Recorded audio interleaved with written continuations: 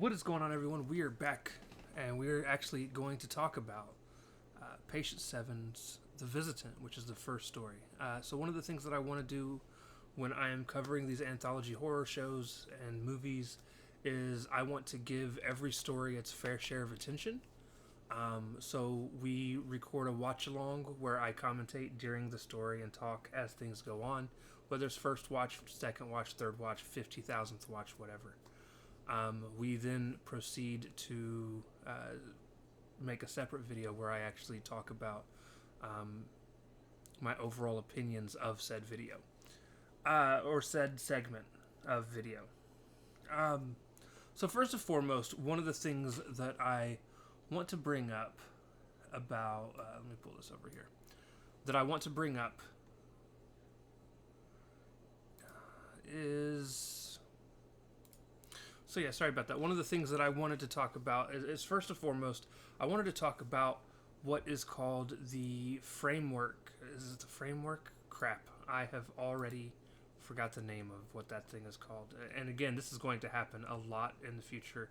Frame narrative. So there's a frame narrative of the overall story. So the frame narrative for Patient 7 so far appears to be there's a doctor who is played by the legendary Michael Ironside, who is going through and trying to find information from 7 different patients about things that they've done. The frame narrative is very simple. Most frame narratives are, if you guys remember back to VHS, like the very first VHS, it's about a group of guys that are looking for a specific tape in this house. And as this group of people go through the house and try to find things, people disappeared in between it. Now that one, the framework isn't necessarily aiding to the story itself, but or the stories aren't necessarily aiding to the framework itself. There's just the overall framework that's going on, which is kind of its own story, and then there's individual stories. Whereas something like The Visitant, the framework, the stories within the framework are lending to the framework themselves, because each psychotic person or whatever is wrong with them in the hospital, each sick person, as we'll say, that story is directly tied to the overall framework. They're explaining why they got put into the actual cell themselves. So first and foremost, the very first story for this is called The Visitant. It is directed and written by Nicholas Peterson. Shout out to Nicholas. Nicholas's, that is actually my name. Producers are Nicholas Peterson, John Heder, and Jason Spear. And the summary, as according to Wikipedia, is a hallucinating mother believes she sees a demon. Now, with that being said, one thing I absolutely did not expect to see if you watched if you did to follow along with us, one of the things that I did not expect to see was Amy Smart. Amy Smart is in one of my favorite just off the wall horror movies of all time, which is The Butterfly Effect. Which seems honestly to have been forgotten in time at this point. I do absolutely love the very first Butterfly Effect, though, which is extremely strange because I am not an Ashton Kutcher fan by any source of the imagination. But I absolutely love that movie. For some strange reason, I thought Amy Smart had passed away. I don't know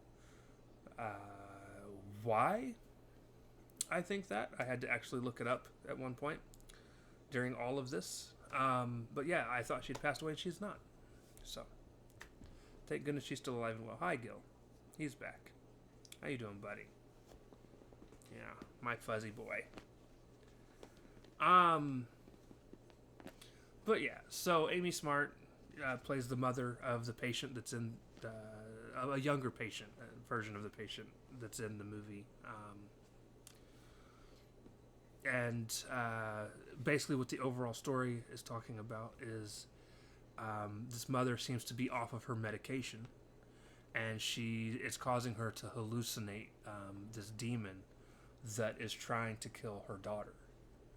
And in the process, she is chasing after her daughter, trying to what looks like kill her. I don't know if she's trying to kill her because she thinks she is the demon itself, or if she's actually trying to save her daughter. but the little girl, and I didn't see what the pills said, and on the nightstand in the very beginning, but the daughter goes to get in the medicine cabinet in the bathroom, finds one more pill in the bottle that she's going to give to her mom. Her mom grabs her hand when she gets it out, which causes her to drop it down the sink. And we're led on to believe that eventually the little girl ended up having to kill her own mom in order to survive herself, because there was just no medication left to stop her mom from going through whatever psychotic break that her mom was going through.